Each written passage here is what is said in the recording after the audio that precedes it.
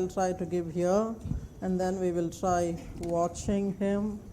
Sir, in your syllabus, Franz Boas is actually mentioned in what is called historical particularism. Now, I am here to first tell you about what is historical particularism, and then we'll try explaining what is the methodology of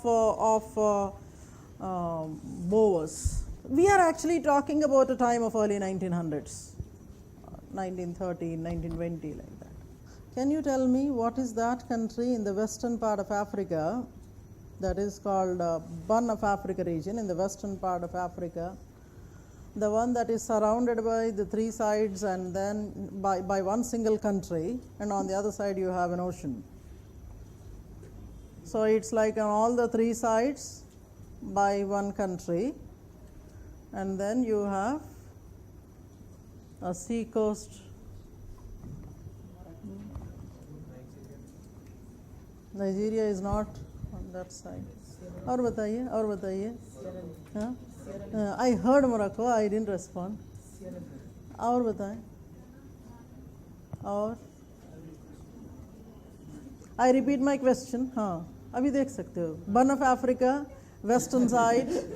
West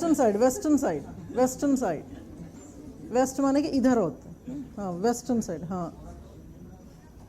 Bun of Africa, there is one country that is surrounded by the other by one single country on all the three sides. I don't think Morocco is that. Gambia. Why I am choosing this name is, a very popular political leader from Gambia was making this statement, that how can the world be rid of racism when every small move that you make, including the first move on the chessboard, is by the white color. It is so very ingrained in the thinking, in the psyche of the people, that even if you do not want to use race, somehow, why not you start with the black pawns to move? You make the move first from the white itself.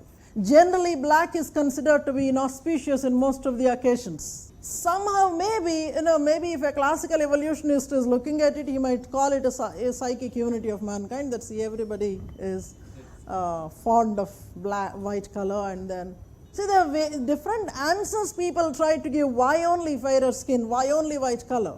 It was that time when he was writing, when he was coming into anthropology, Boas was coming into anthropology, the world in general, the social sciences in particular, were facing this problem of race and racism. Keeping that aside, I am trying to repeat what I have said about him at different places. He was not in the liking of making generalizations as if the statement is valid for all situations and all times to come. When you are, and we know very well, when we are writing an ethnograph is a time-specific document.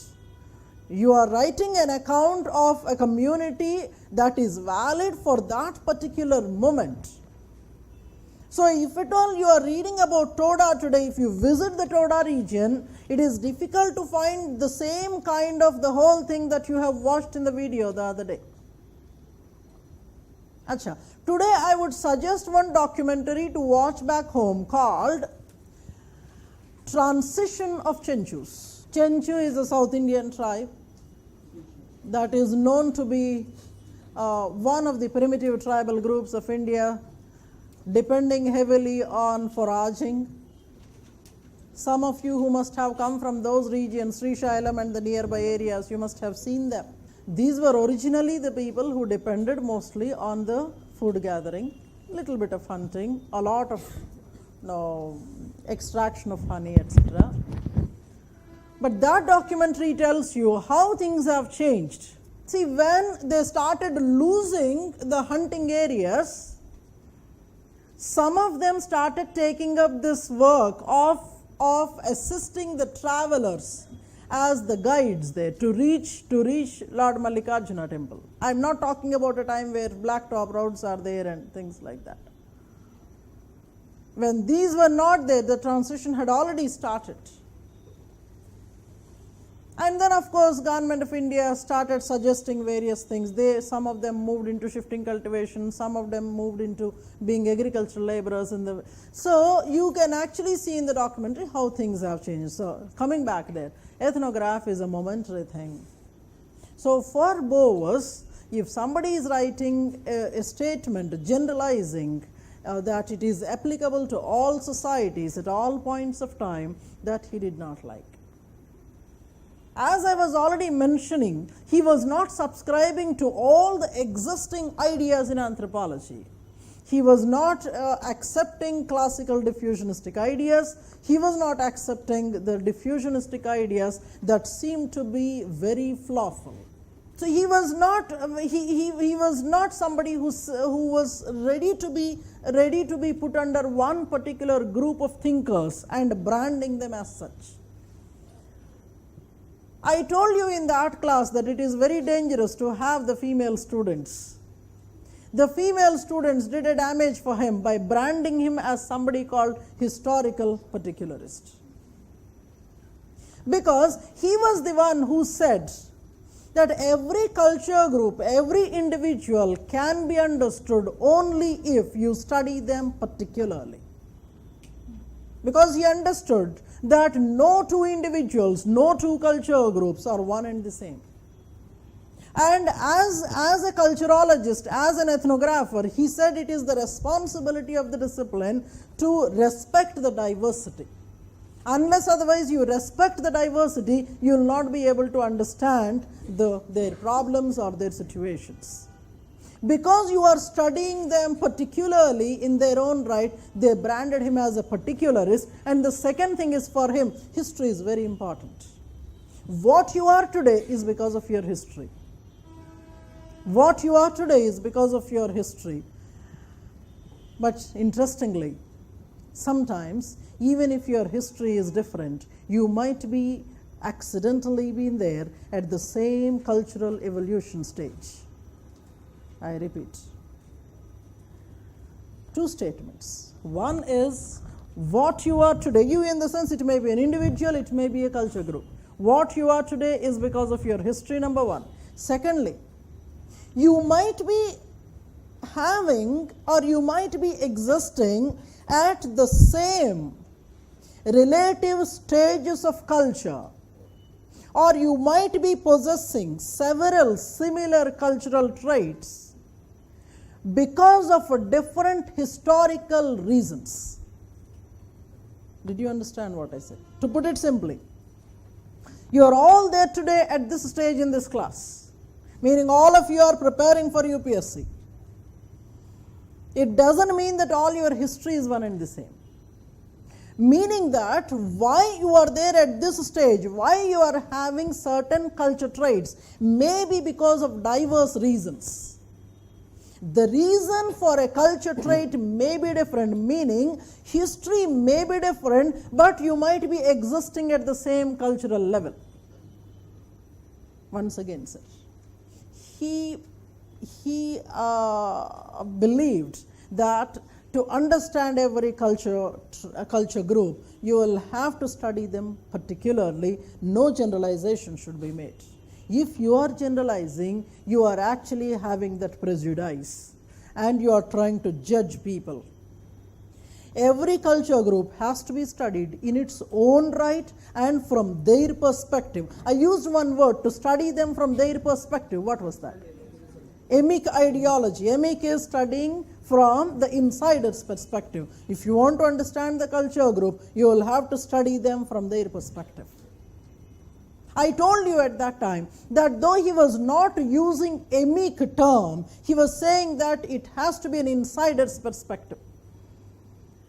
Secondly, history is important, and hence he was looking at both material and non-material histories.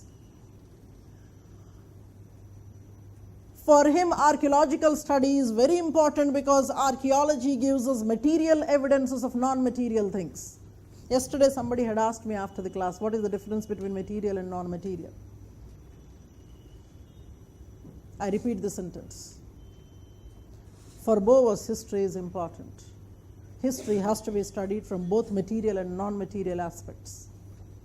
because material is a representative of what is non-material. Material is a representative of what is non-material. Sir, be in the class. Sir, when I decide to start a batch with anthropological thought, I am indirectly sacking my own feet. Because it's a rarity that any teacher would decide to begin with anthropological thought. Many times what we understand, we don't understand. What we think, we don't understand. But if you'll have to understand what somebody else who was there centuries ago is thinking, why he is thinking that way, it is very difficult. So I have actually taken a very bold decision of starting the discipline with anthropological thought. But that requires a more than 100% attention of the student. So even if you don't feel good in the class, you seem to be feeling good. Something like a COVID. Sir, I repeat, going back there. For both of us, history is important. Both material and non-material aspects have to be studied in history. In historical studies, I made two statements. One was that culture groups may be having several similar culture traits because of different reasons. Meaning that history may be different, but your present may be same. History may be different, but your present may be same. Consider two democratic countries. Say for that matter, you have Nepal that became democratic recently. India that is democratic. Reasons for democracy are different there and here. Here, right from the beginning, we fought for such kind of a system. We never wanted an autocratic system, or we never wanted something like a royalty ruling us. Right from the beginning, when we were fighting, we had the spirit of democracy in us. But for them, it was not that way. Though both of us were being ruled by some colonial fellow, when the colonial fellow left, the king took over there, here something else had happened. The realization about democracy must have come much later there. So the situations are different, but at one particular point in time, you seem to be having similarities in culture traits, but reasons are different. I was trying to give the example of you preparing for this exam. You might be here for different reasons.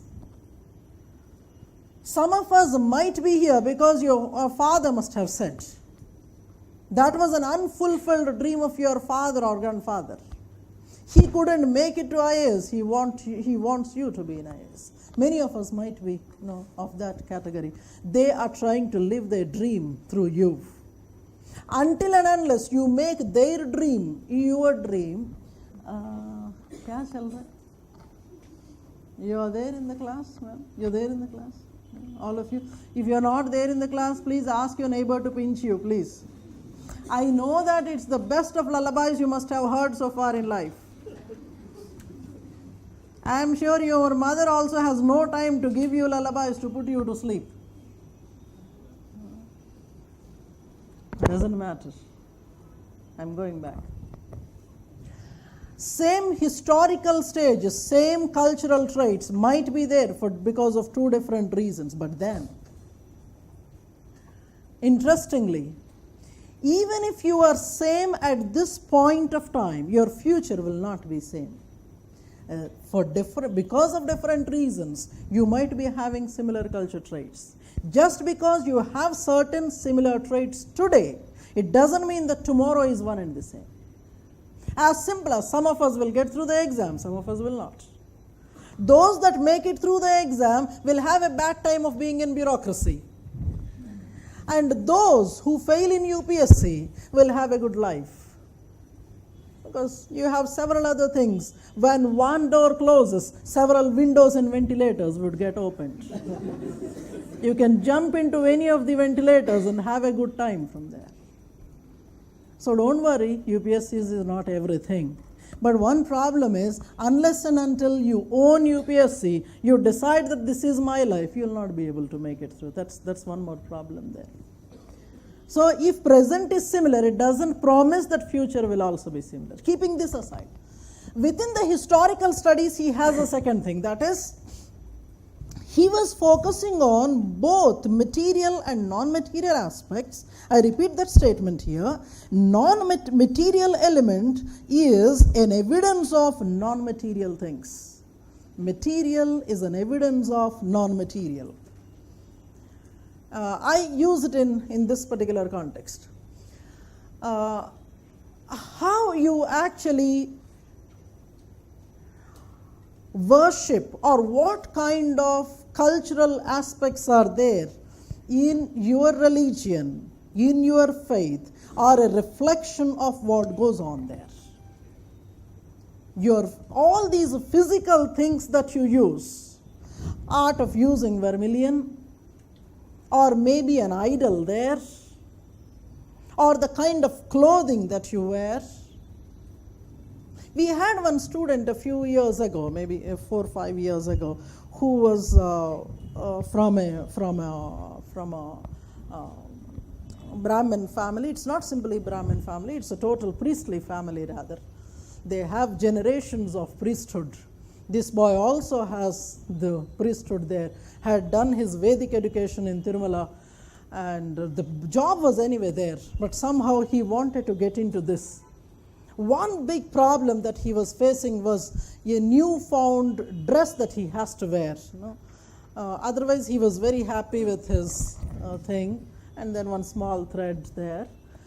So it doesn't, no, maybe if I'm using this word, it doesn't look good that you come in the same attire, sit here, start writing anthropology and other things, you will have to wear it. It's not simply that. They used to sport a big knot there. It was a heartbreaking thing for the family that they had to cut short the size of it. He was forced to put a small knot out there. Even, I mean, some of you must be having, you would be concealing that knot under the other hair. But this practice is there in many of the communities. So his history is totally different. But then he wanted to do this particular exam. So suddenly you find a new interest. Something else is dominating you. Bowers was looking at this. Suddenly certain culture groups try to attain characteristics that are not theirs. It might be happening because of various reasons. It is here he is trying to hint at what is called diffusionism. But then these are the things that are material. This is a material thing. Or you break coconut in the temples. Why coconut? Coconut is pure. Other nuts are not pure. Coconut water is not very. We can't pollute it. Okay. Anything else? Symbol of breaking one's ego in front of the God. Interestingly, if you go to the temples in Kerala, in churches in Kerala, they have this practice of breaking coconut in the churches also.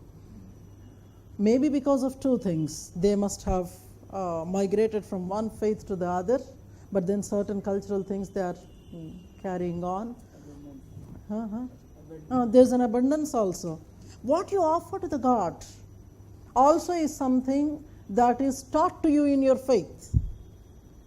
Now, let us look at it this way.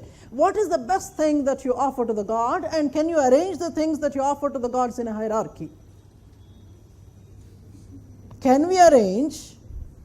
So, the best one at the top, the worst one at the bottom. What you offer to the gods. नींद आ रही है? थोड़ा घूम घाम के आ जाओ. Gold. నాకు చెప్పినాను నేను వెళ్తాను అసలు. I'll be the pujari there. Tirupati అంటున్నారా ఏంటి? Gold is the best thing that you offer, is it that? If any king want to offer anything, he will offer gold, then land. और बताइए. Flowers, okay. We are used to offering flowers to the gods and to the girls.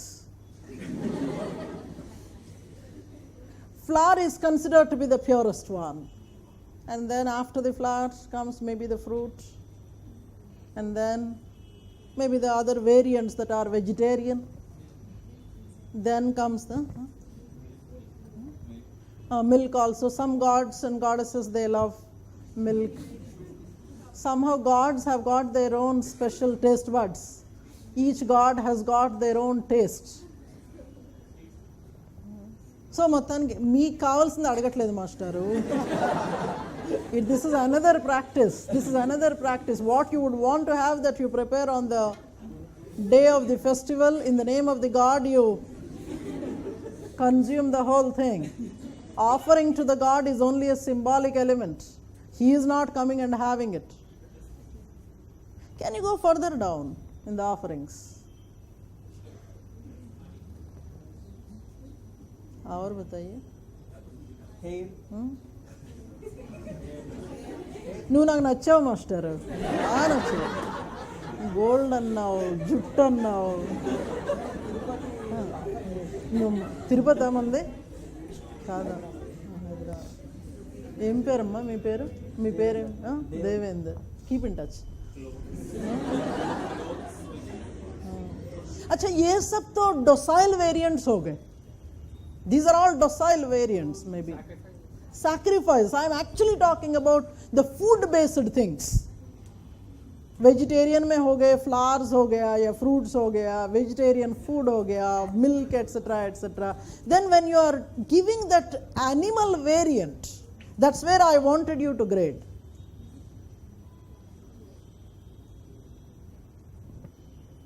You might be giving hens, goats and sheep, etc. Buffalo, no? మళ్ళీ నీటెస్టే వచ్చేగా. As you are going down, you seem to be having variants there.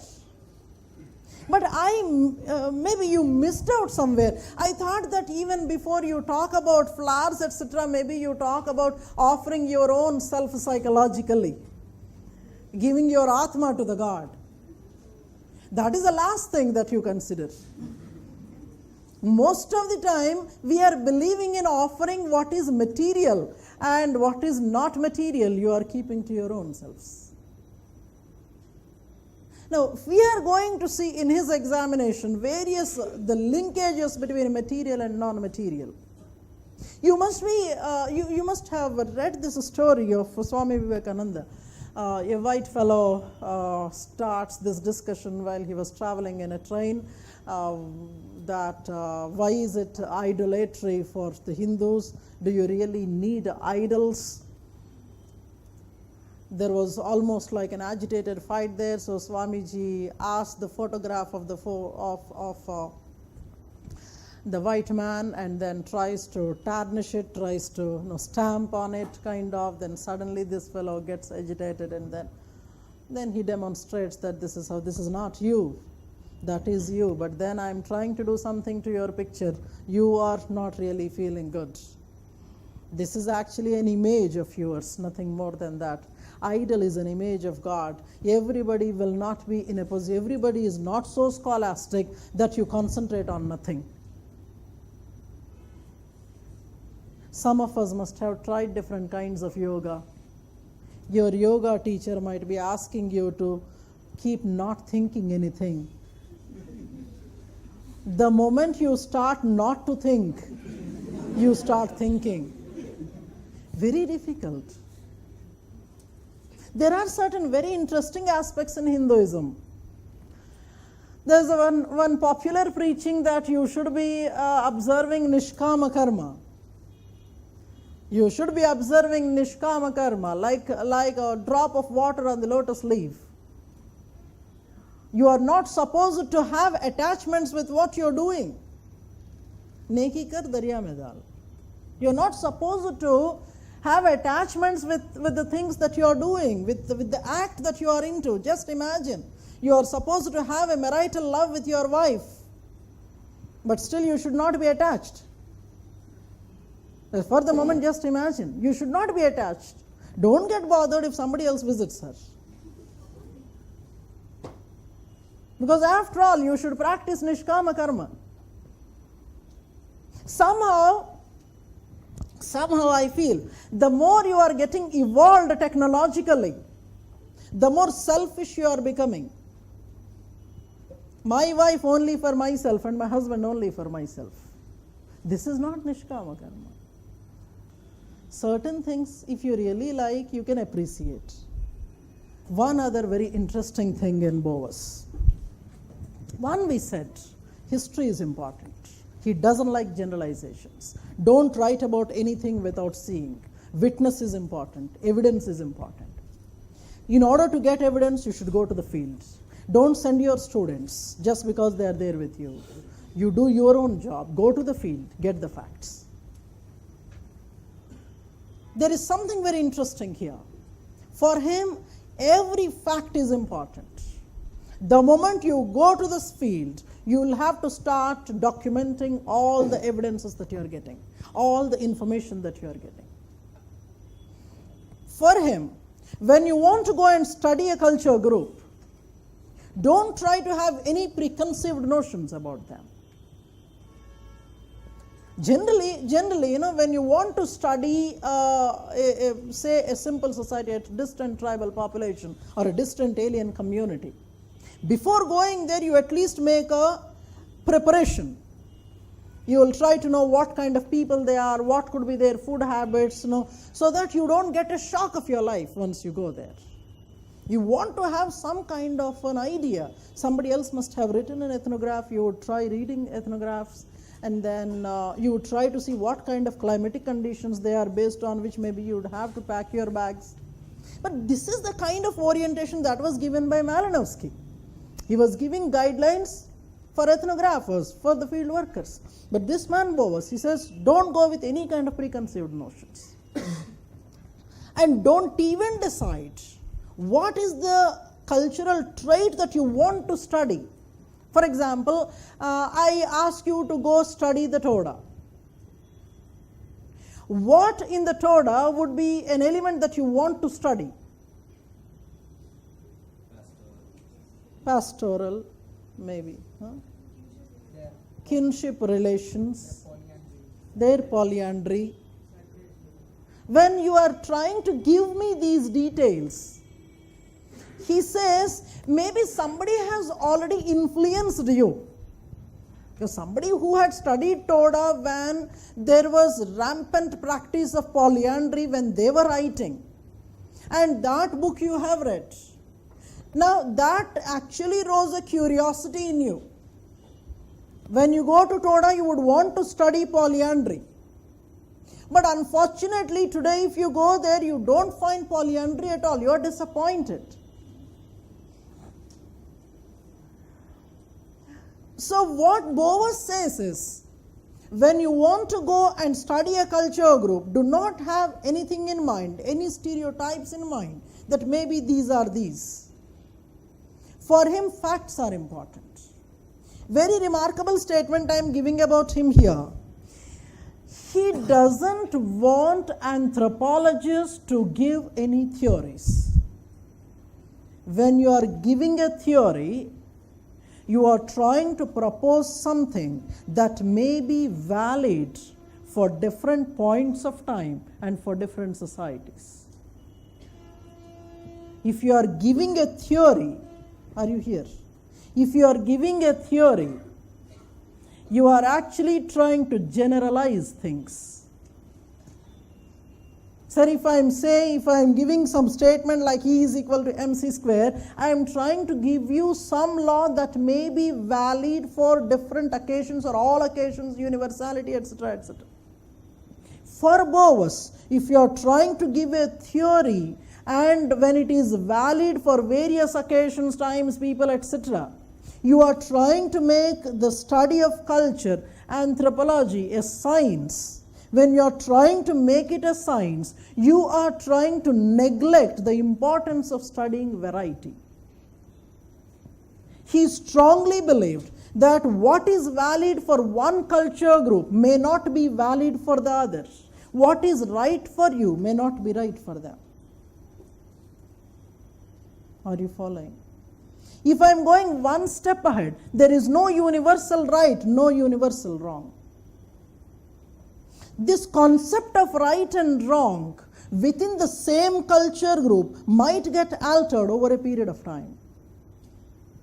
This is a very important statement that I am making. Within the same culture group, what is right, what is wrong might change with time. Some of you who must have read the Old and New Testaments, you must have come across these discussions. In the Old Testament, God seems to be having a very violent way of doing things.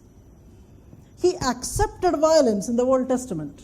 But when it comes to the New Testament, there is non-acceptance of these violent means. You will have to submit yourself, there is a peace and there is a lot of patience that you will have to take up. So what is happening there is, what was accepted in the Old Testament as taking life for life was accepted. But when it comes to the New Testament, we see that when somebody is attempting to take your life, maybe give away your life. Are you following what I am saying? For the same group I am saying, for the same group, what was wrong yesterday may be right today and vice versa.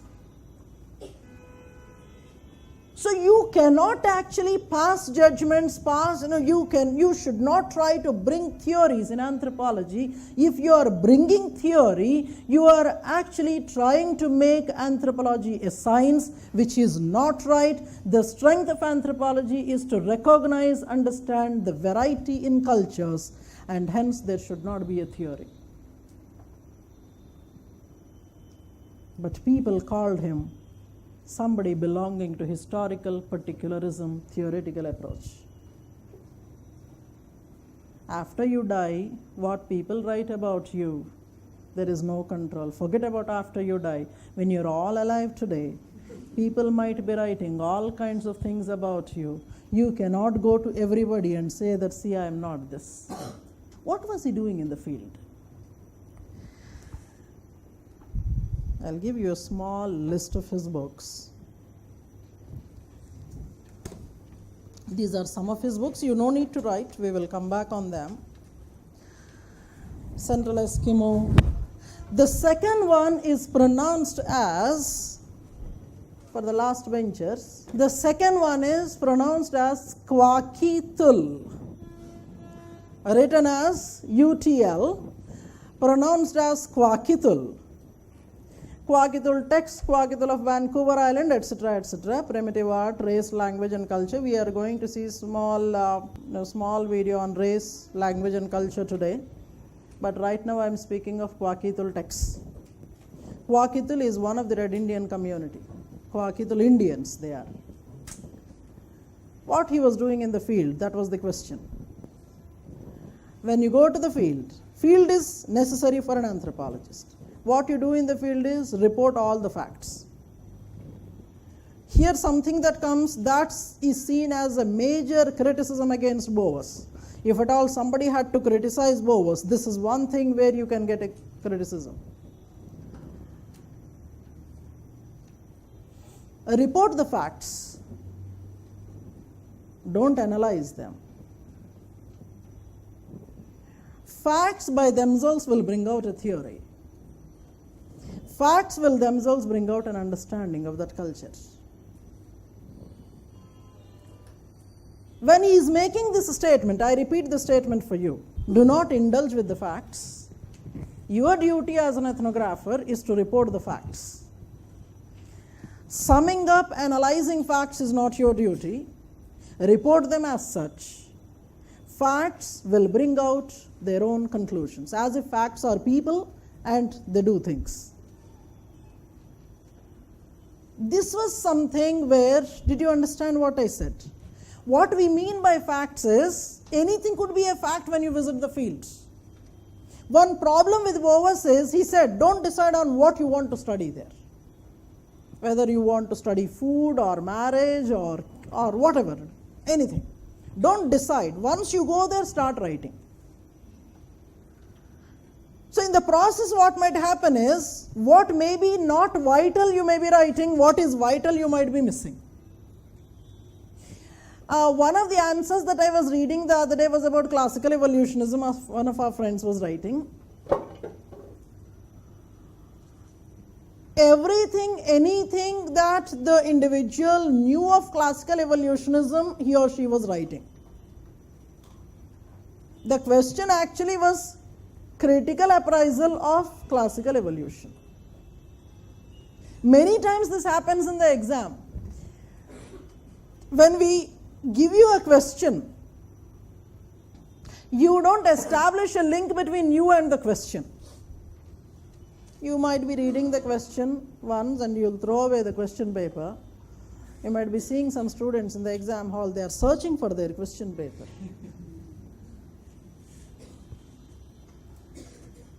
You have seen the question once, then you start writing. After writing about 3 or 4 pages, you get it out. What is the question? So actually we can modify your question. Write what you know about classical evolution, rather than giving a specific one such as critical appraisal of classical evolution. Maybe Boasian writing was like that. For him, you are not supposed to analyze the facts. Facts will come out by themselves with a theory. I am not saying that is his statement, that's why I am repeating. Facts will come up with their own conclusions.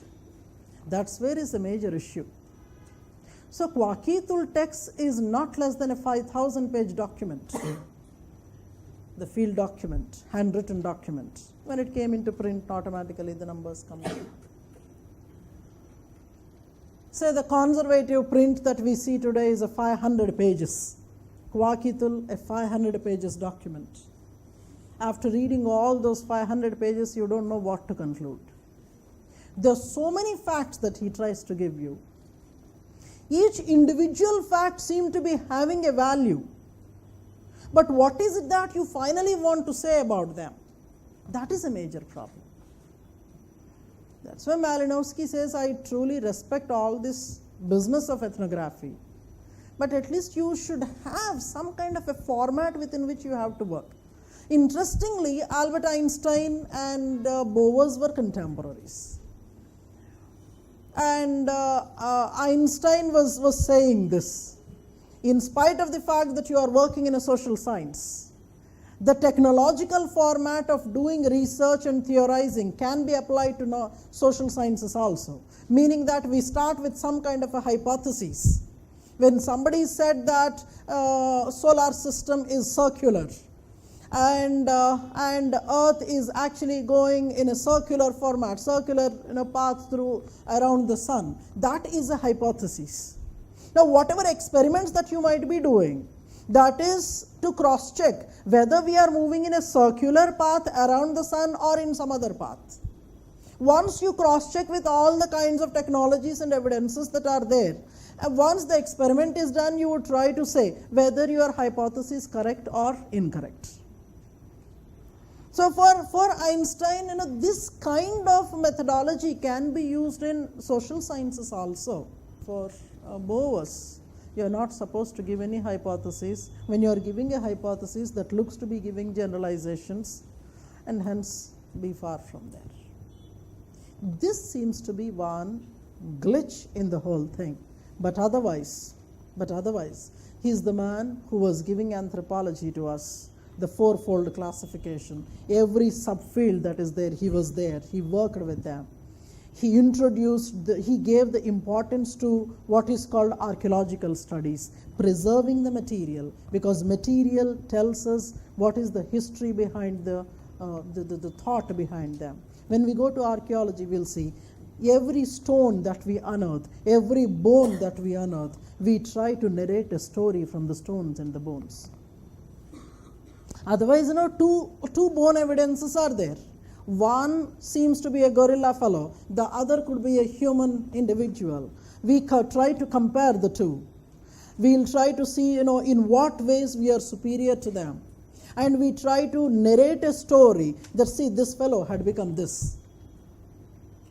Whether this fellow had become this, there is no proper evidence. But we tell a story as if it is true. Many times in archaeology, we find this problem. Sir, what happens there is, the first fellow to give a story is the fellow who is intelligent. His story is considered to be accepted. If at all somebody comes later, he doesn't agree with the first story, the responsibility of disproving the first fellow lies with the second one. Are you here, sir? I'll give you a very interesting story there. Don't sleep. Later we will see a documentary of Boas. Many times the problem that we find is, we find a fossil, we don't know what to do with that.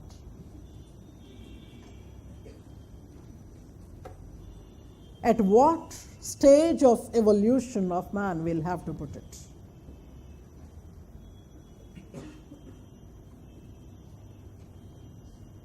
I here want to give you a story that had actually affected the entire anthropology for about half a century. There was one man called Dawson. Dawson was an anthropologist from Britain.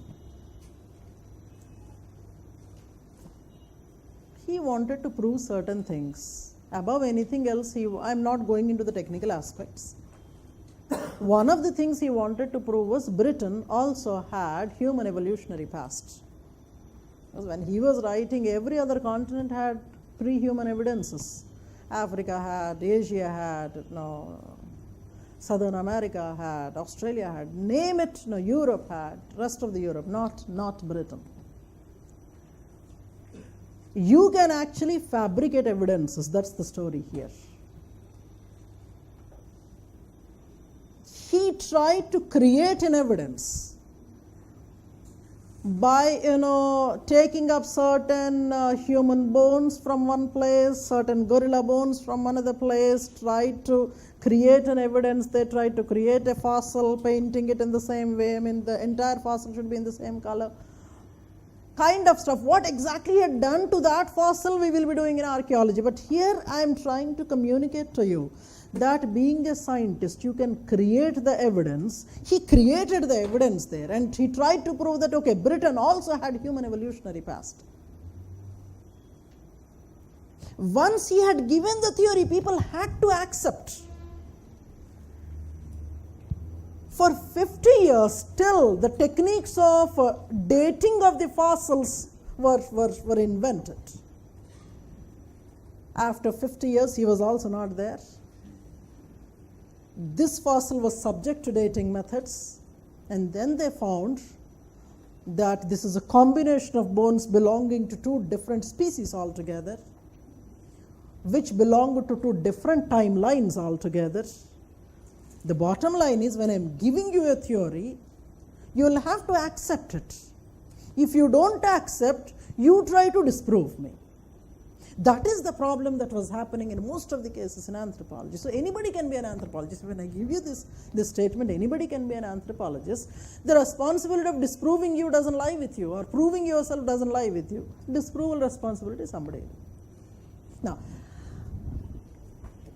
so this man was trying to study material, non-material aspects, etc., etc. This small discussion. Welcome to the MCAT Multimedia Series, a MCAT analysis of Franz Boas's Race, Language, and Culture. How should we compare different cultures?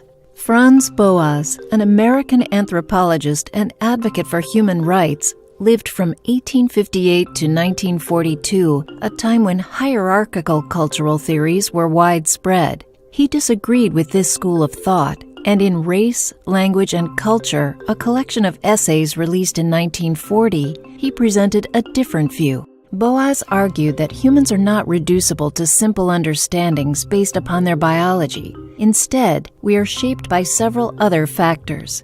The cultures people interact with and major historical events in their ancestors' lives help determine a societal structure. Culture, Boas believed, is a bigger determinant of evolution in human societies than biology. Further, Boas believed we couldn't make value judgments of the traditions and beliefs of societies that developed in completely different environments. In doing so, he developed cultural relativism, which states that we can't judge different cultures using our own cultural values. Similarly, Boas rejected hierarchical theories that ranked cultures in terms of their value or worth. He contended that societies may be different, but none are better than any other. To understand Boaz's argument, let's consider a pair of societies on an island. One society exists up in the mountains, while the other is located by the coast. The coastal society's culture is based on fishing. Inhabitants learn to fish at a young age, and the whole population survives off the ocean. The mountain society's culture is based on hunting. Inhabitants begin hunting while they are children, and the population's main food is meat. Both societies have developed a stable social structure based on their primary activity. Their political, economic, and religious lives are built around this. These two societies are not in contact, except for a few travelers who have passed from one place to the other. From the stories they share, each society decides their way of living is superior to the other. One day, the leaders of the two societies meet and begin to talk. Each highlights the benefits of their way of life, believing that they can improve the other society. As time passes, they both begin to realize that neither society is better or worse, but they are just different. They recognize that to understand each other's way of life at all, they would have to use cultural relativism. This requires them to understand the complex factors that have shaped the other society. Franz Boas's Race, Language, and Culture was a highly progressive work which became very influential to 20th century American anthropology. A more detailed examination can be found in the McCat analysis. Please note that down so that you can back home. Introduction to Franz Boas, Race, Language, and Culture. This is about one small concept.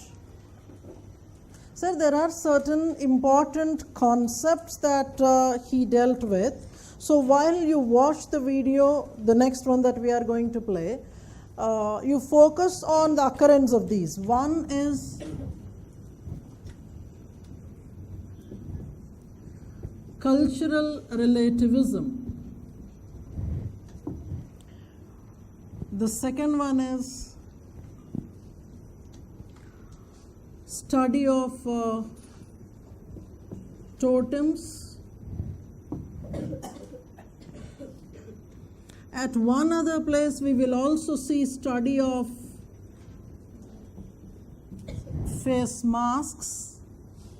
Of course, the other things are there. Concept of race, concept of historical particularism. Several examples that he presents to us. Why we do particular things, why do we have specific material aspects, or why particular practices are there. At face mask study also, there are certain communities that have face masks that use the, you also must have used face masks. As children, you must have used face masks. Why do we use face masks? For fun, maybe. You wanted to look different, look like a Spider-Man, so you have a Spider-Man mask. To hide identity. Huh? To hide identity. To hide identity, many times. See, actually speaking, with the same face, we try to hide our own identity. We try to present what we are not. Maybe we every time try to present the best of our side, and the darker side we try to put it behind. Those are the physical masks. Now, before I show you the video, there is something that I want to talk about here. Face mask could be for different reasons. It may be a religious reason, ritual reason. It may be something like a fun. It may be because you have a social status. If you have that social status, you are supposed to wear this mask.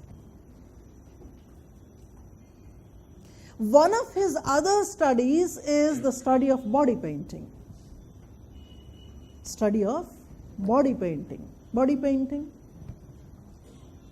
These days it's a very fanciful thing. Tattooing the entire body, minimizing the requirement of clothing.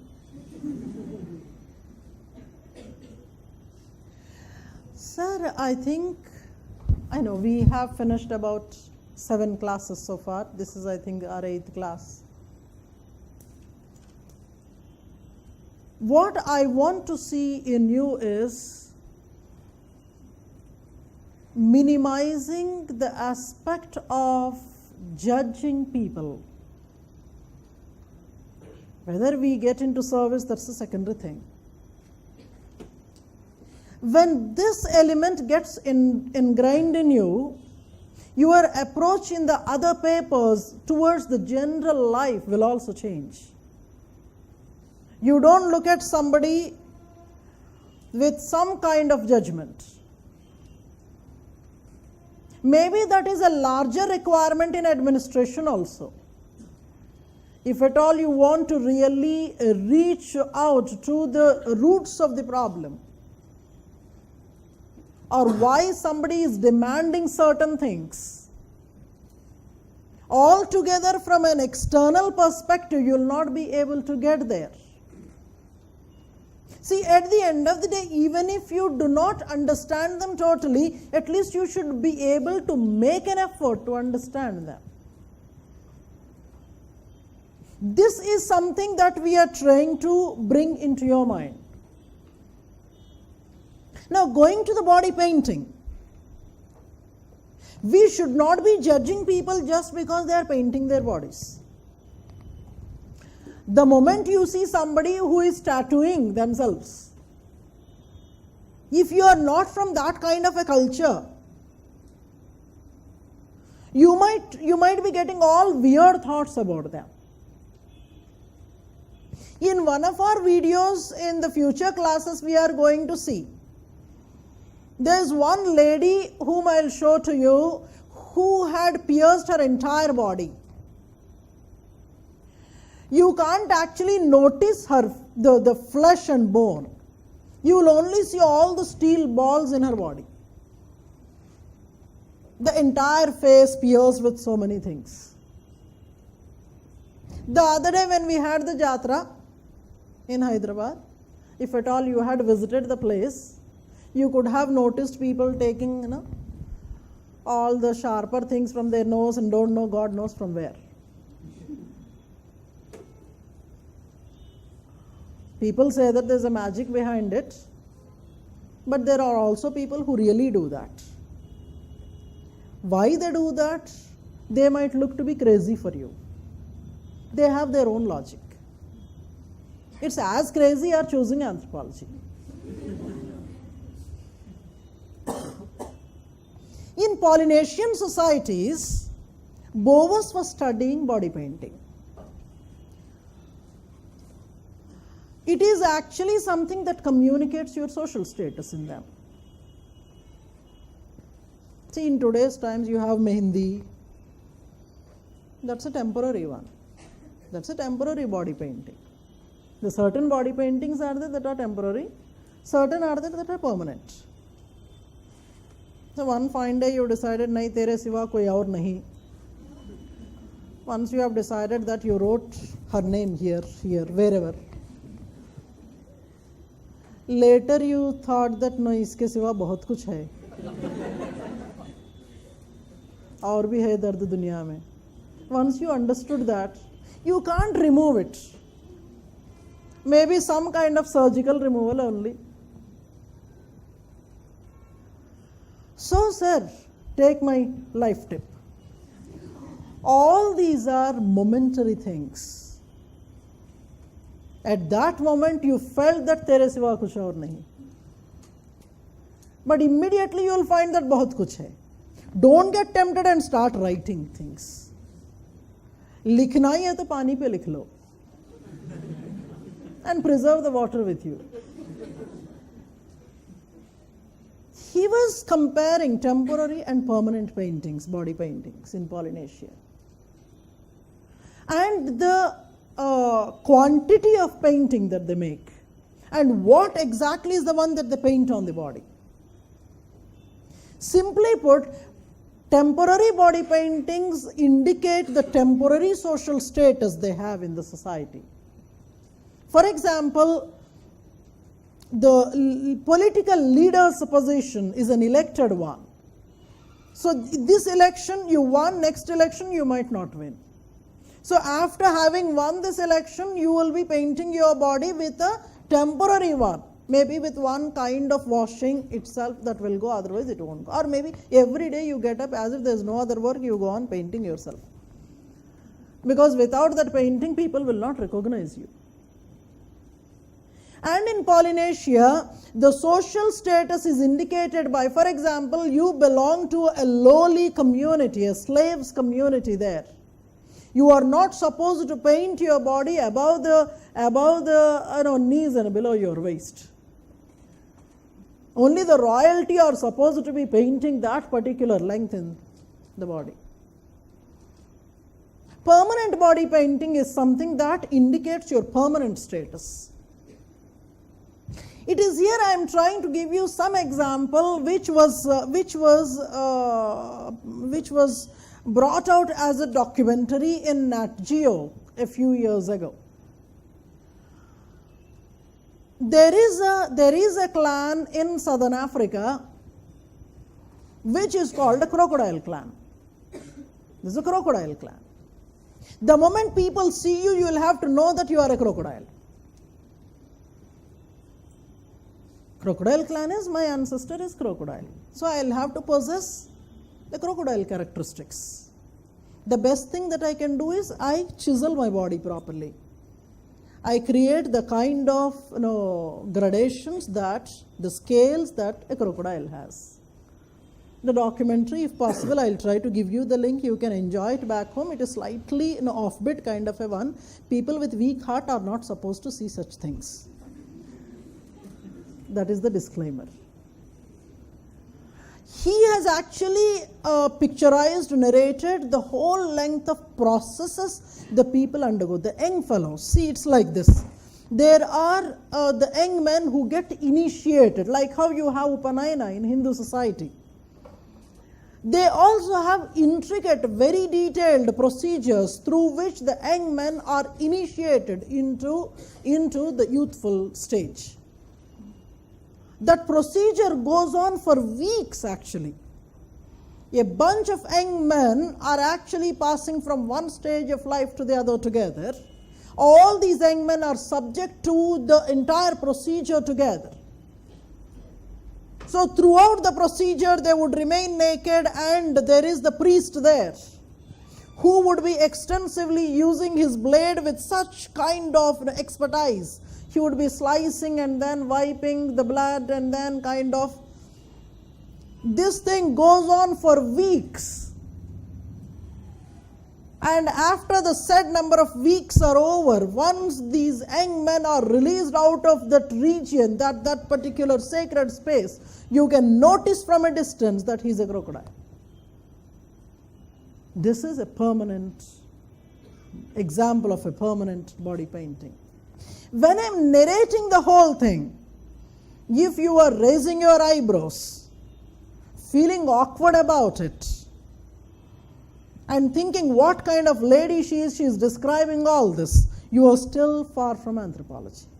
Sir, whatever is not given in the dictation, you will be writing from the documentary. Okay? Make a note. Contributions of Franz Boas. Contributions of Franz Boas to anthropology. Contributions of Franz Boas to anthropology. Franz Boas. Boas is the one that moves very swiftly. That is the meaning of it. I try to give certain meanings so that you can preserve the names for your future use. Franz Boas. Write down. Acha, I'll have to give this. I already started getting some answers where people are saying that he was born in so and so place, and then year of birth also is not really required in your answers. When a question like contribution of Boas or contribution of somebody, you need not have to give the names of the cities where they are born, or the hospitals where they are born, or the dai who had delivered, kind of things. I hope you understand. Those details are not necessary. Sometimes, occasionally, the universities or the colleges where they must have studied becomes important, but not in all the cases. See, it is difficult for us to remember our own schools and colleges. अब कितने लोगों के क्या क्या याद रखोगे? No? I said so much. Write down. A German by origin. A German by origin migrated to Northern America. Migrated to Northern America and became instrumental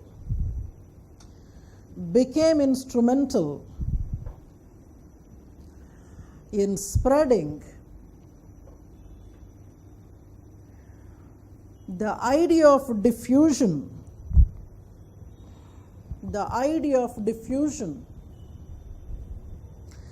and several concepts of anthropology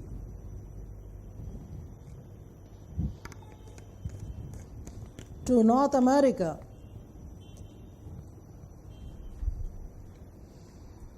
Hence being called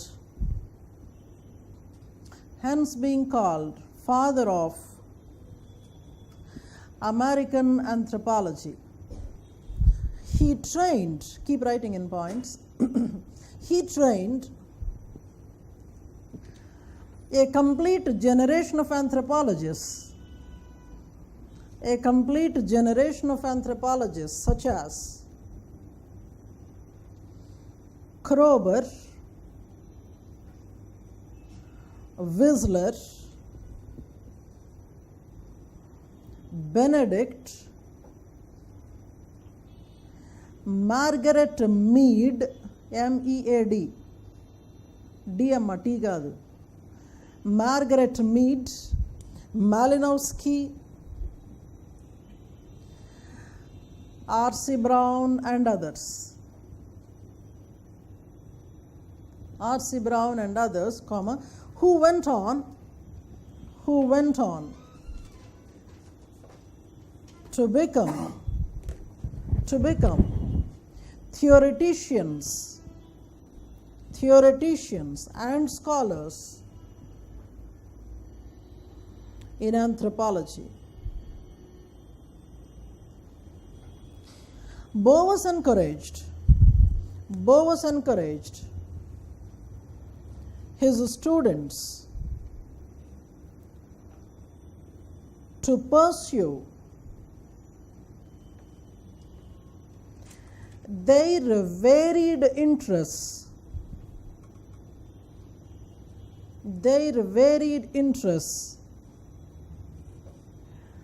and hence choosing particular subfields in anthropology. Continue writing there. He pleaded the scholars to be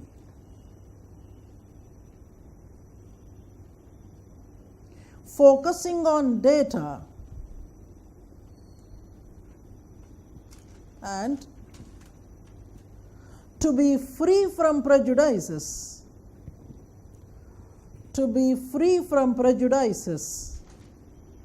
and be away from the tendency of generalizing.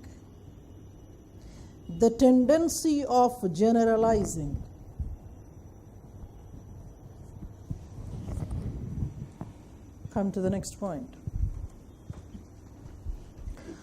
He introduced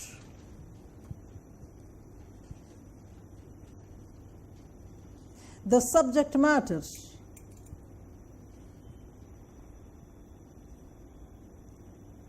to the discipline of anthropology,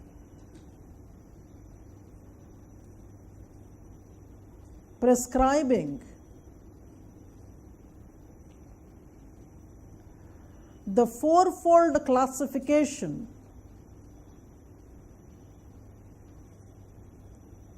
of the content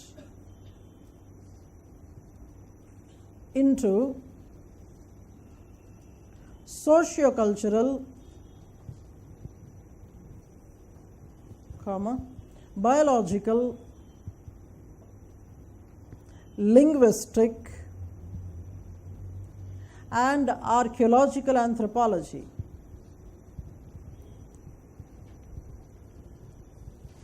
The scheme, continue writing that, the scheme and several details of the branches therein, the scheme and several details of the branches therein are still adhered to in contemporary anthropology. In contemporary anthropology. Write the next point. Bowers criticized speculative and sweeping generalizations made by classical evolutionists,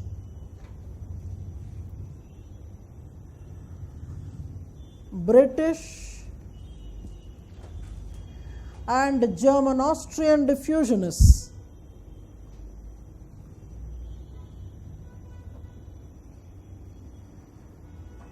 And put his effort to replace them with empirical studies. Write the next point. To make the discipline more rational, he prescribed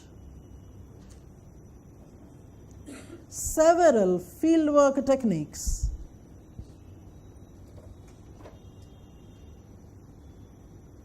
Continue writing there. He suggested anthropologists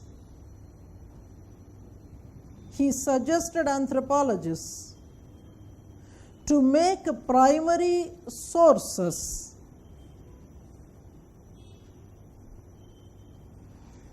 as the basis of their writings. Primary sources as the basis of their writings, alongside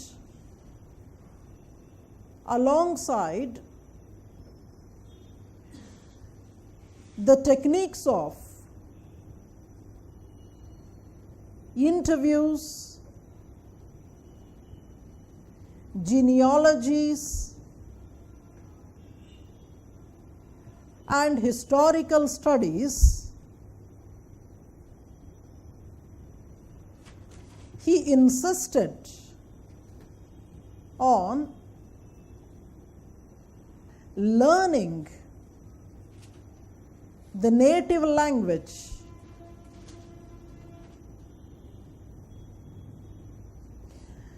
and preparing field note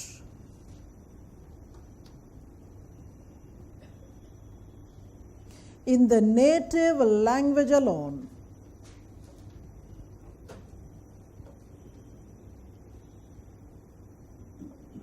Keep writing the next points. As he belonged to the time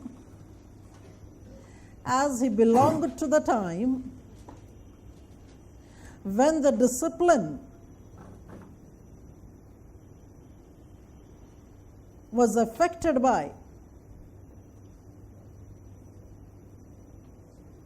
the notions of geographical determinism,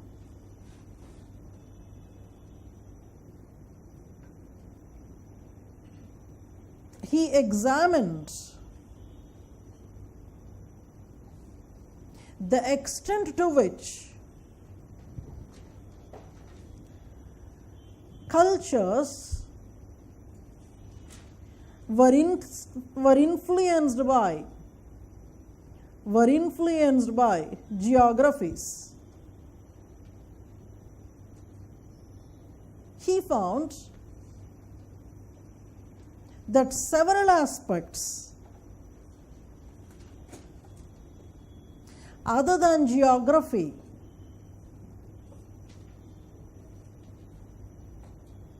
mold cultures.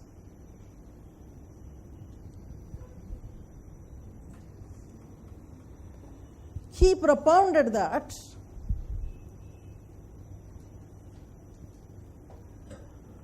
culture of a society is a product of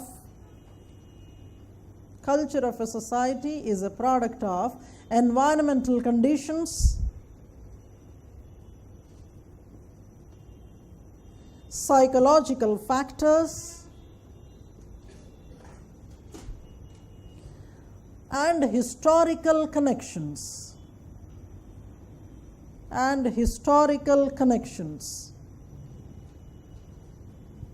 Hence, each culture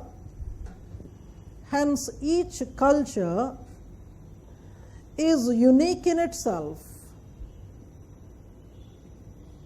Each culture is unique in itself and must be studied in its own perspective.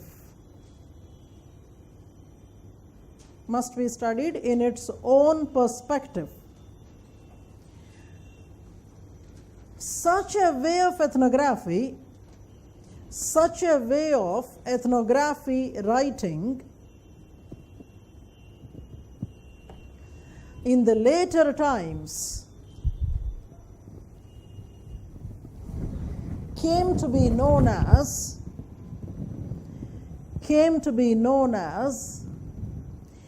emic ideology. EMIC. Emic ideology.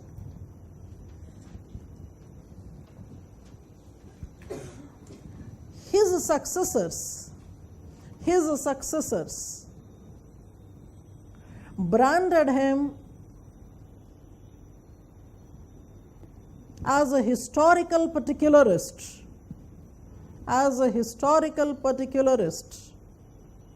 due to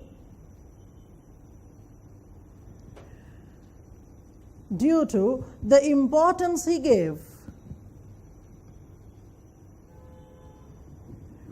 to historical studies and culture particular studies. His historical studies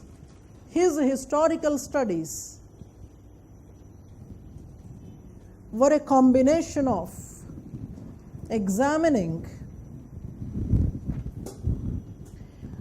the link between material and non-material aspects and why a culture group has a specific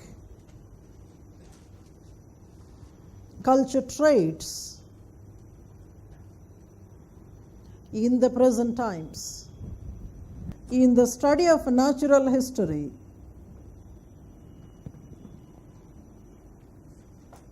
he also incorporated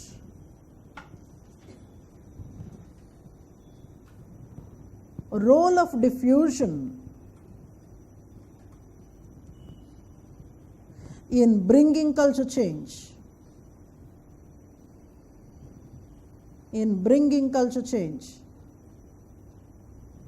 This line of thinking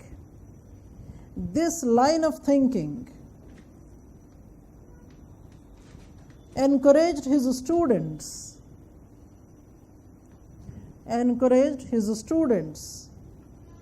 such as Whistler and Kroeber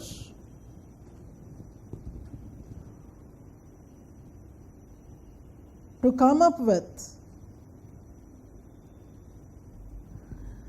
culture area approach in diffusionism.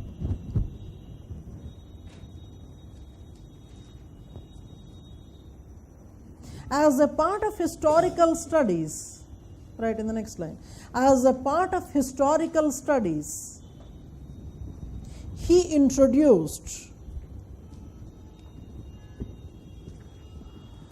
museum methodology. Museum methodology. Under this, he initiated the practice of collecting material evidences from the field and preserving them in the museums.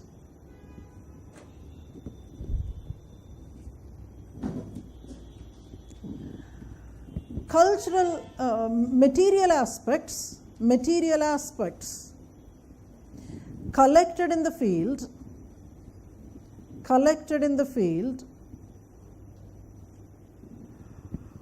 are arranged chronologically,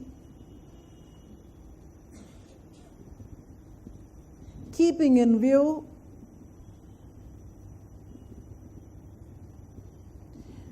the geographical areas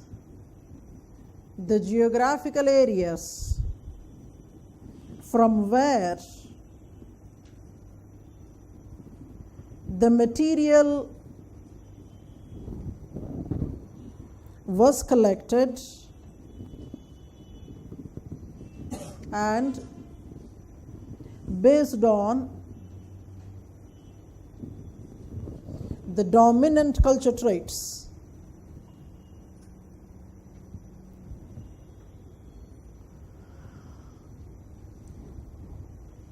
When the material was so organized,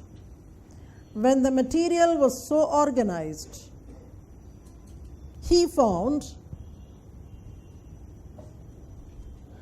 that cultural items of tribes living close to each other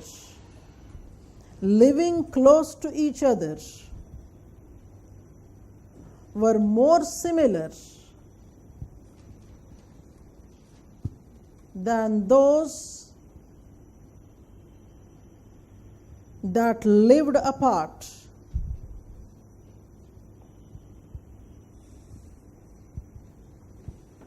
Right, the next one there. Among various literary contributions,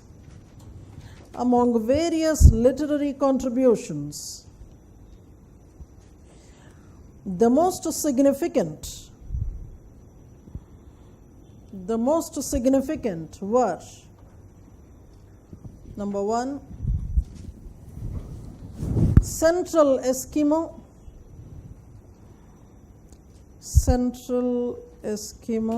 give me a minute of time.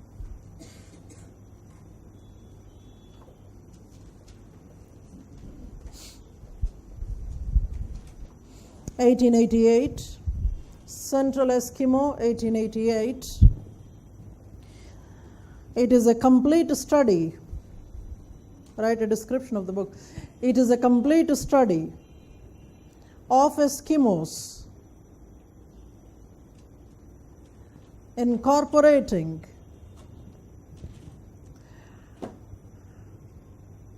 their linguistic studies, myths,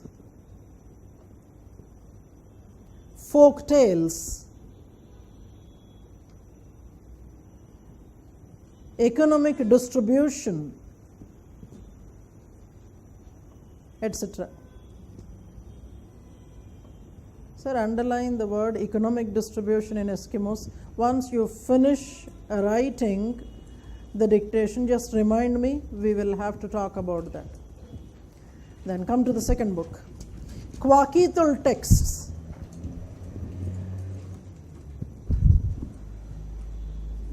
I'll write down for you.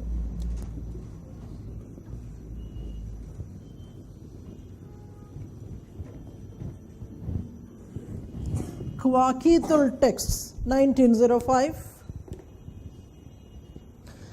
It is a detailed ethnograph. It is a detailed ethnograph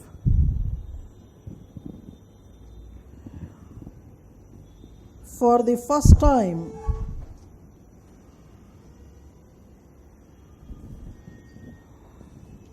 produced on any Western North American Red Indian population.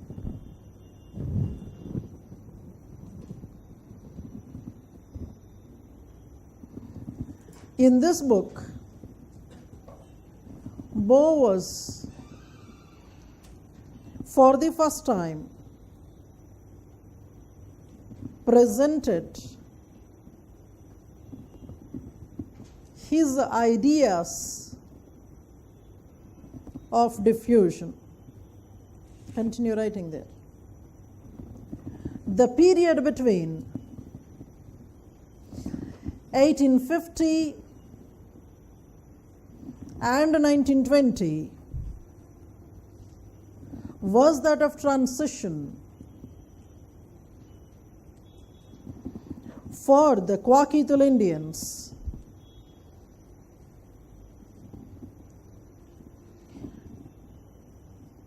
As they were getting influenced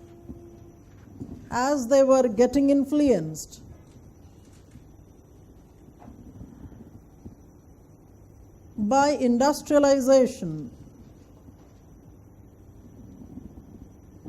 migration, etc. Continue writing there. Changes brought in by such influences was studied in a greater detail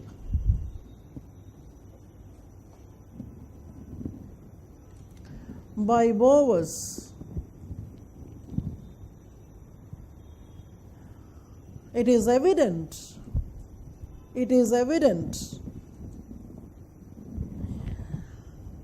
in his explanations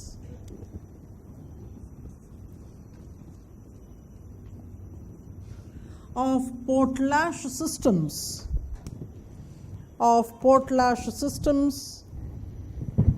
community feasts,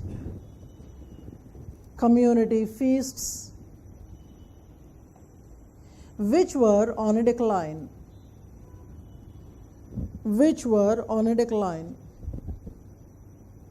Take the third one. Kwakitul of Vancouver Island.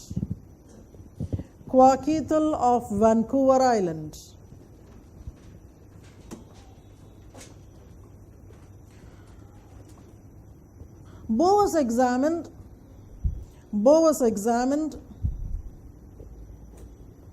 influence of geography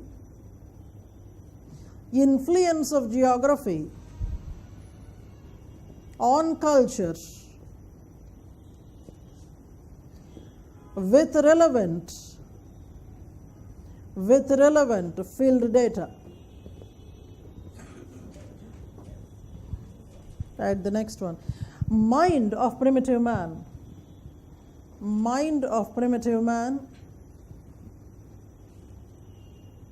1911. The book presented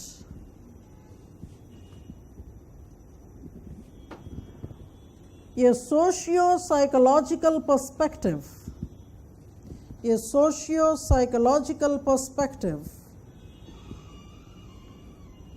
to the study of tribal ethnographs. to the study of tribal ethnographs. He provided the complex interplay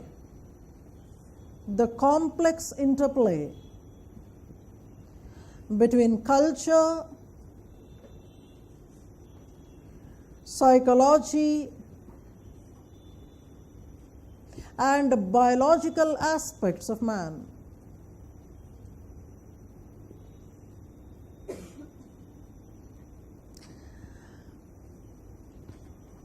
In the later times, continue writing there. In the later times,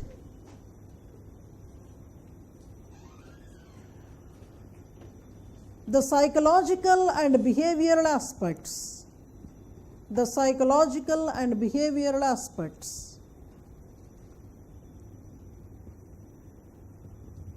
were picked up as a chief subject matter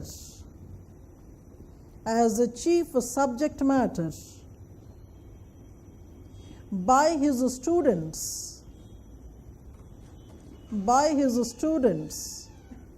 Ruth Benedict, who developed another major school of thought called Culture Personality School.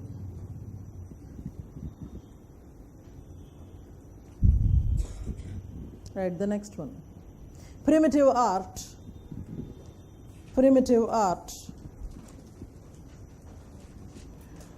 It is a monograph of American Indians presenting the first ever study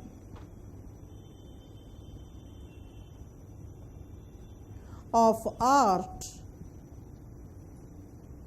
of simple societies.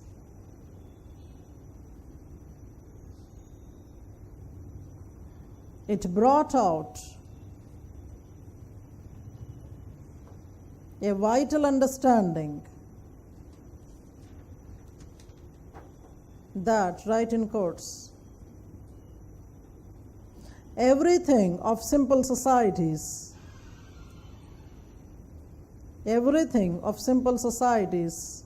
is not simple. Do you remember this sentence we used earlier also? Everything in simple societies is not simple. Come to the next one. Race, language and culture. Race, language and culture, 1940.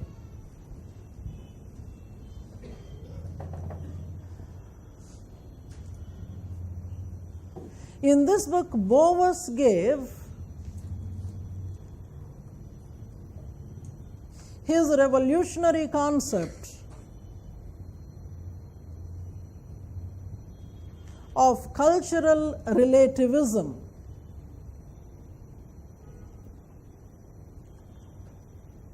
It meant that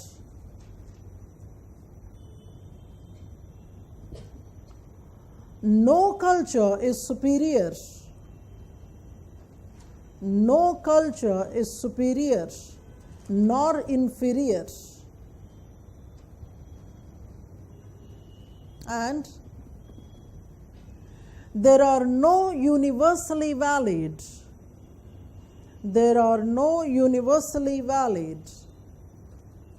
values and laws. Hence it is futile to compare or judge cultures. Continue writing there. Bowers used this concept to fight racism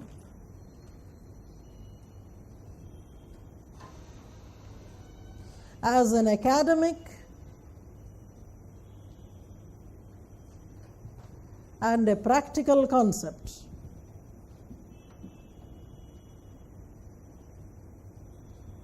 Right in the next paragraph. Among different branches of anthropology,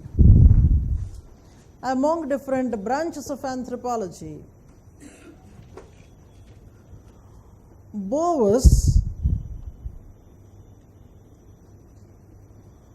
personally tried writing and working practically in the field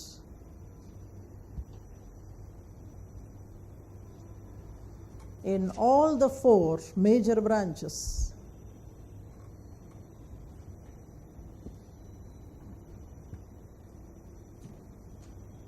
He used the practical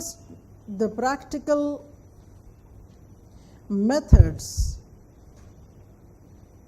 of anthropometry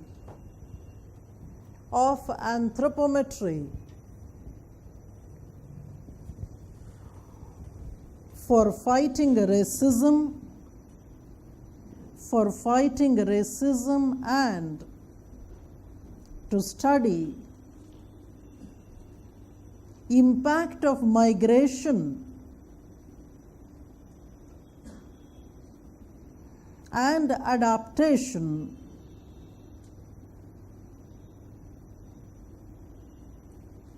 at a biological level.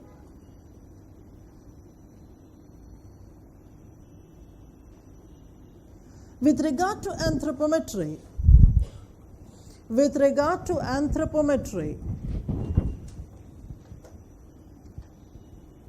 he introduced different measurement techniques,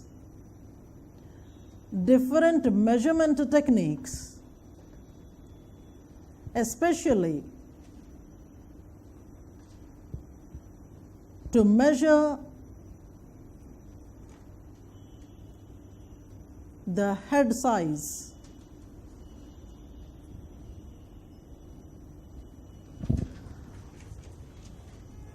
The term cephalic index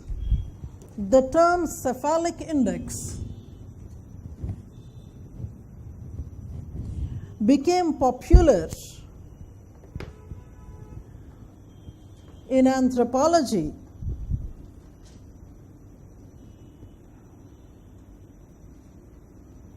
when he presented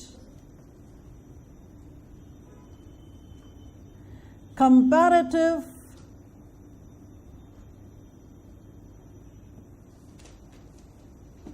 accounts of Negroes, Mongoloids, and Caucasian racial stocks.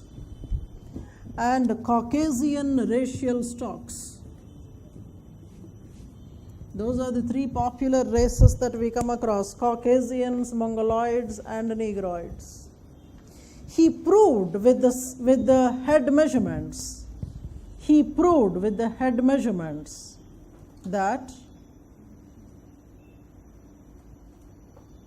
Caucasians are in no way superior to the black Negroes. He found that environment has a major role to play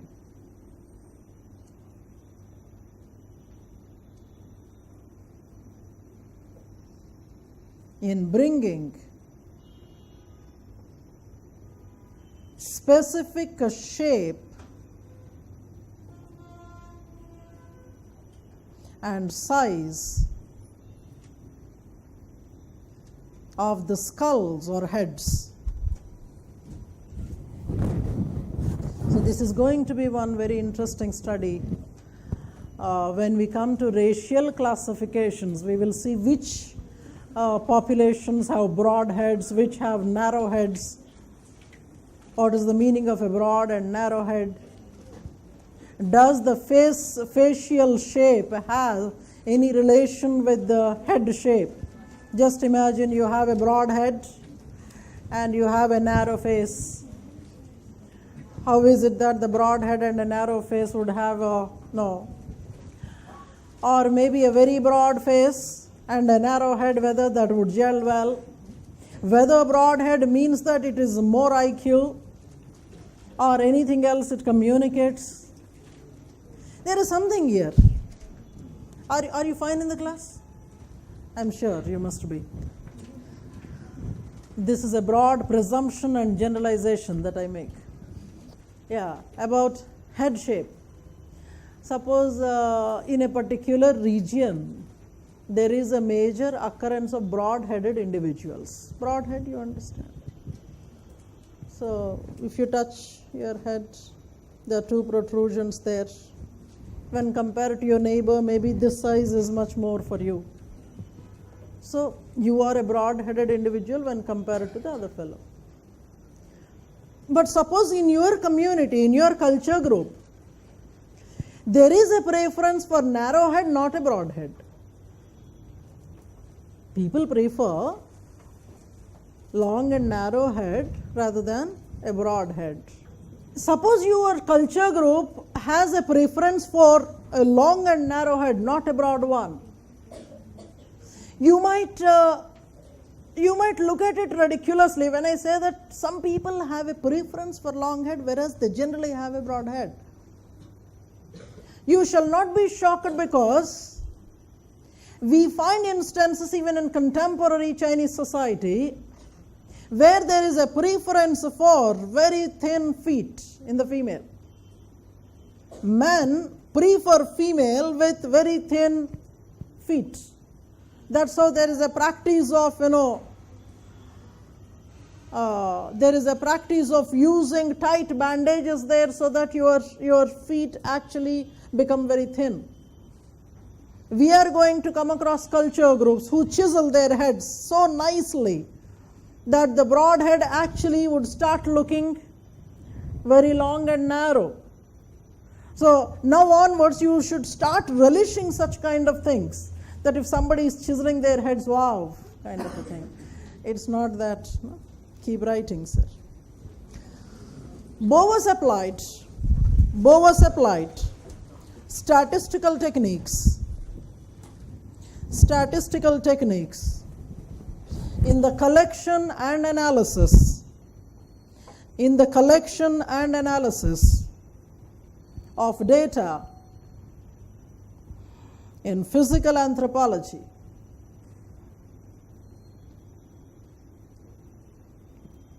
He studied human growth, especially age and height dimensions among children.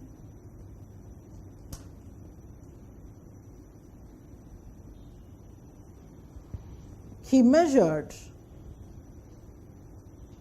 about 19,000 children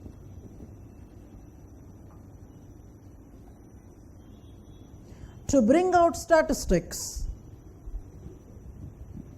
for, number one, comparison between mainstream American children and Japanese children from migrant families. Secondly, comparing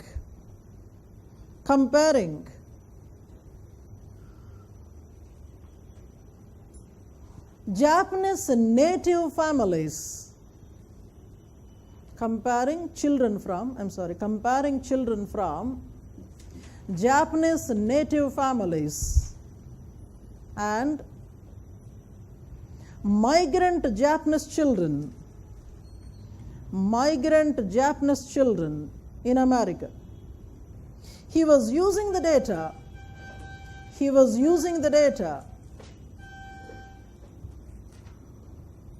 to study impact of geography and heredity in the growth of children. Right, the next point. He was the first to raise the issue of ethics in anthropology.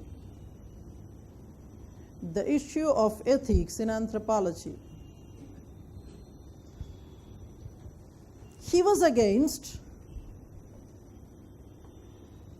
use of anthropological skills for the detriment of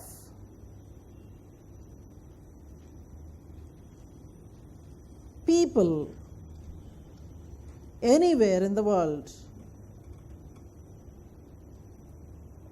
So this topic of ethics in anthropology we will be picking up in 1 or 2 days. So we will have a complete discussion about how he had started, where the misuse of anthropology was happening, kind of things. Write a small side head there. Criticism. I'm trying to give 2 or 3 major points there. Boas was criticized for his overemphasis on facts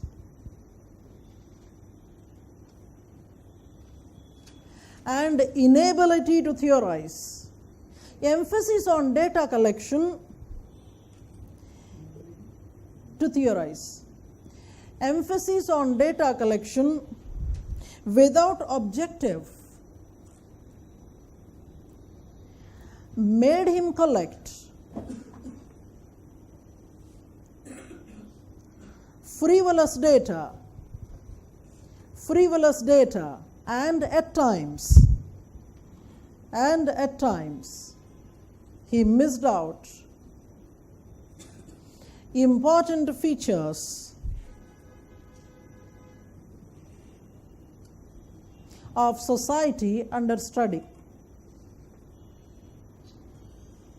I repeat, emphasis on data collection without objective made him collect frivolous data, and at times he missed out important features of societies under study. Right, the second one. Boas completely eliminated.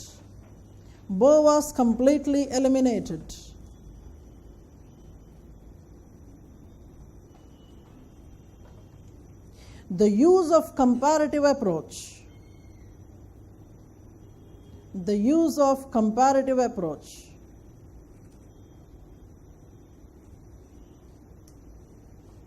But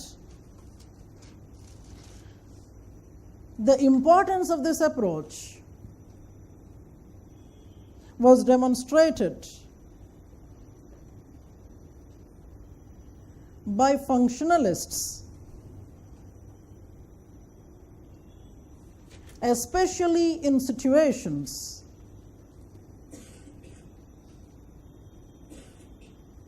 where tribal and non-tribal communities are getting exposed to one another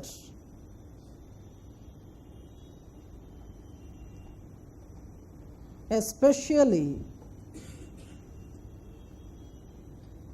in the contemporary times. Continue writing under that. An analysis by Marvin Harris An analysis by Marvin Harris presents that Bowers was critical of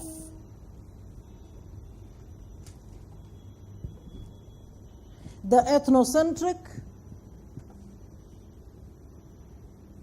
and derogative way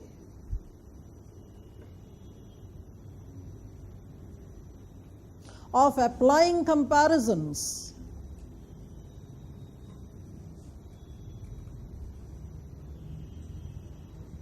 by classical evolutionists.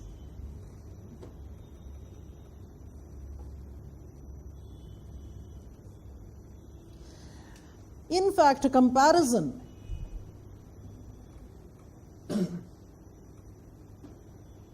with an appreciation of diversity, was very much evident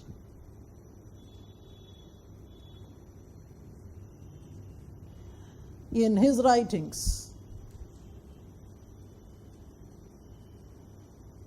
His historical approach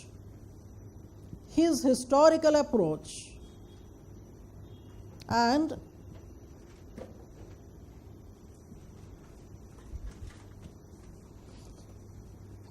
when he tried finding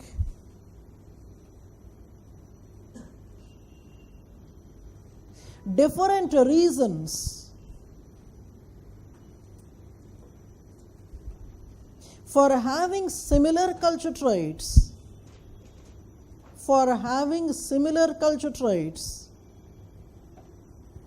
in different culture groups,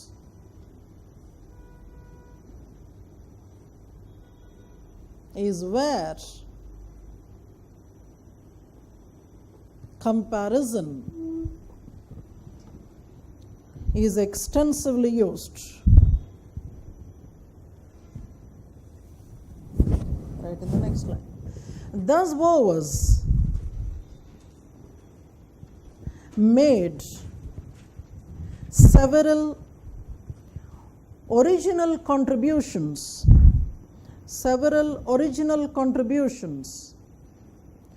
to the development of anthropology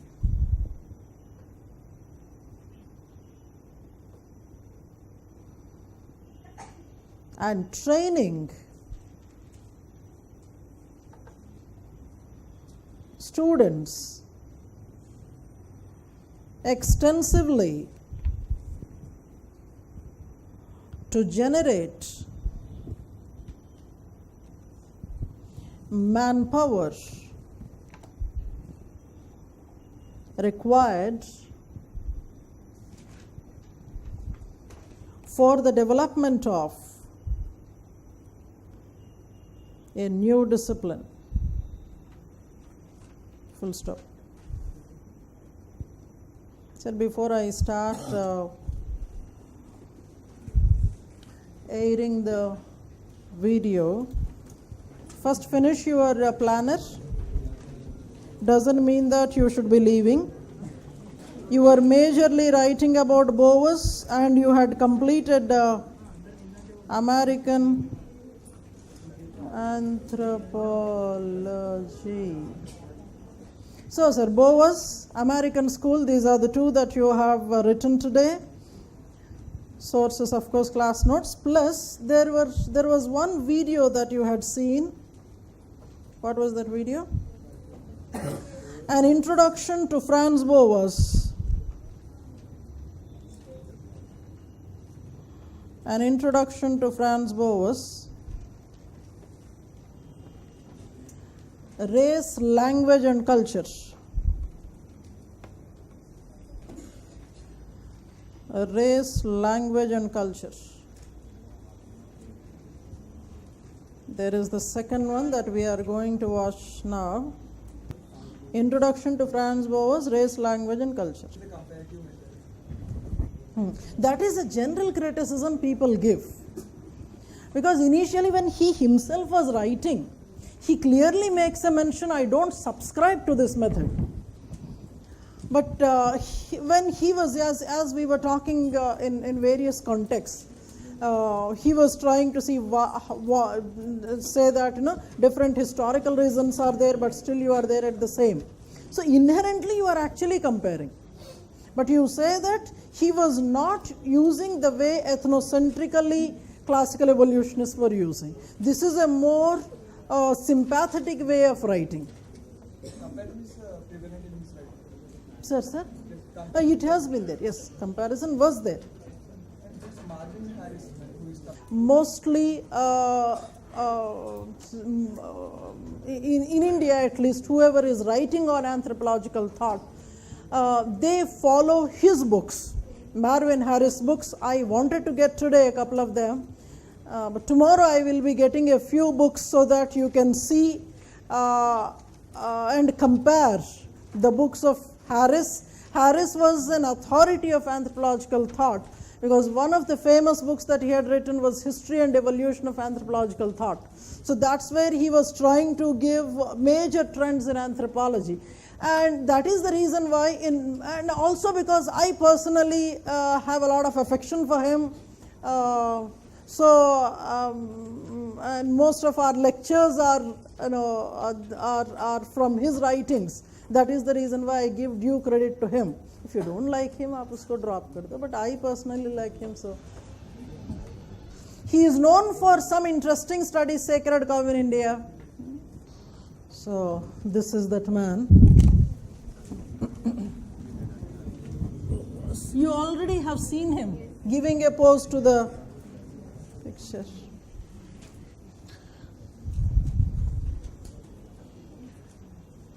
Franz Boas, Shackles of Tradition.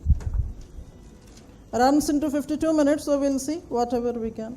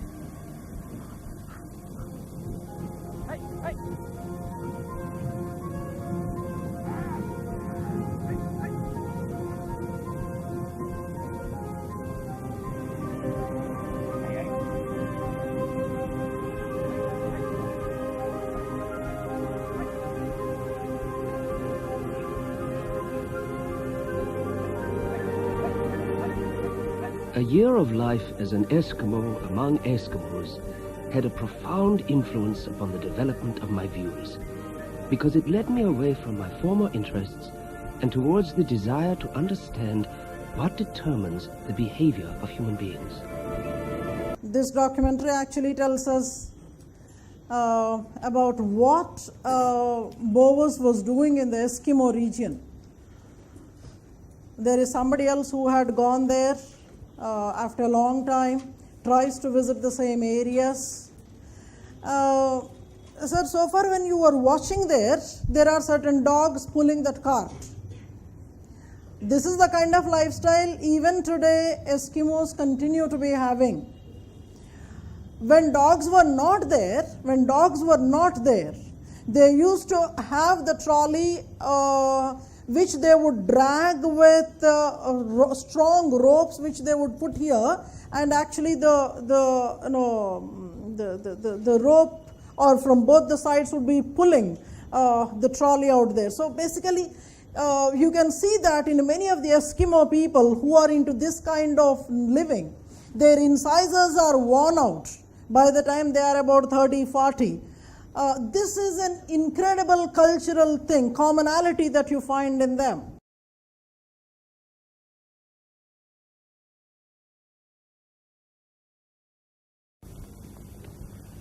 It was during his year of compulsory military training in 1881 that he decided to study the relation of the Eskimo to their environment. Should you do it at home?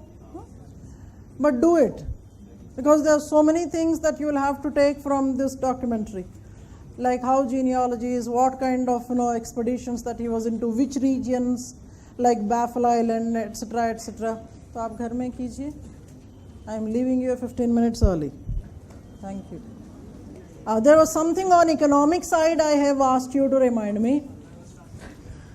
That is a continuation of geography determining culture. Sir, in one of your previous classes, we had mentioned Lorna Marshall, who had actually studied the Kung Bushmen and the detailed way in which the Bushmen share their hunt. Lorna Marshall was comparing Kung Bushmen with the Eskimos. But remember, she had done her field work in the Kung Bushmen. She had visited them and seen the whole thing. Eskimos, she didn't visit. This is also to show that visit is important. She believed, and by the way, she had read various ethnographs, she came to an understanding that Eskimos do not share their food, whereas Kung Bushmen share every bit of it. Eskimos do not share. They are highly me-centered people. And she tried to analyze the reason. She believed that geography may be the reason. Kung Bushmen live in tropics. There are very extremely high temperatures there. Food cannot be preserved for a long time. And hence whatever they had hunt that day, they should finish on the same day. And hence they are sharing. On the other hand, the Eskimo, who almost live in a refrigerator, they need not have to preserve, it automatically gets preserved. So whatever food they are hunting, they keep it for themselves for the future. But then, once you watch this video back home, you will understand that Eskimos were not the people who are reserving things for themselves. They are also having this intricate, very extensive mechanism of sharing with the people. So this is a challenge for Lorna Marshall. Now I go back, without referring to Beauvoir, I am sticking to Marshall. She was saying that geography determines culture, comparison, Bushmen and Eskimo. Now she herself looks at another community nearby the Kung Bushmen called, that is how you write G, a parallel symbol, and ANAS, pronounced as Lanas. This is pronounced as Lanas. Lanas are a community living next to Kung Bushmen, meaning that they are also living in a geographical condition similar to Kung Bushmen. If at all geography determines, same kind of sharing mechanism should have been there, but Lanas do not share. Because Lanas have mastered the art of preserving food. That's where she indicates, apart from geography, maybe technology also helps. They have mastered the art of preserving the meat that they have hunted. So they would dry the meat and preserve it for the future, they wouldn't share. Had it not been the technology, maybe Lanas also would have shared. That actually reminds me of, how at the time of Bakrid, we have this practice, जिसका लड़ बनाते हैं, लंबे लंबे mutton के pieces निकालेंगे, उसके लड़ बनाएंगे, मसाला वसाला लगाएंगे, धूप में सुखाएंगे, so that अभी मुंह में पानी आ रहा है, लंच का भी टाइम है, so I think I'll leave you there with that sumptuous thing in the mouth. Have a good time, see you tomorrow.